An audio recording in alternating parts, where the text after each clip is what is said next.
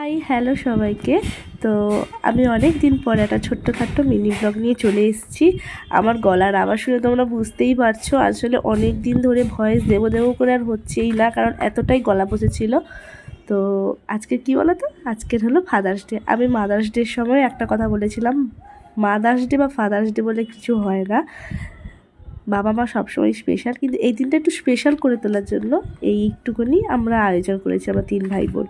তো দেখো, আমরা কেক নিয়ে অনেকক্ষণ ধরে বসে আছি, ছবি আর গল্প করেই কাটিয়ে দিচ্ছি। তারপরে 45 মিনিট পরে অবশেষে আমাদের মনে পড়েছে যে না, এবারে কেকটা কাটতে হবে। তারপরে কেকটাই কাটিং হলো, এবারে আমি অবশেষে কেকটা পাবো, এটাও ভাববার বিষয়। আর দেখো, আমি যখন ভিডিও করছি বাবা তখন একটু স্টাইল দিচ্ছে।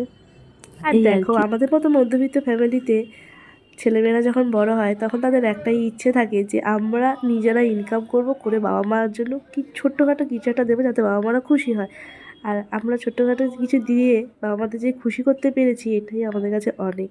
তো আমরা 3 ভাই বোন মিলেই এটা আয়োজন করেছি। আর আমার বাবা না মিষ্টি জিনিস খেতে খুব পছন্দ করে, তাই বাবারই সব পছন্দের খাবার দিয়েছিলাম। আর এই জামাটা যেটা পরে আছে বাবা, সেটাও দিয়েছিলাম।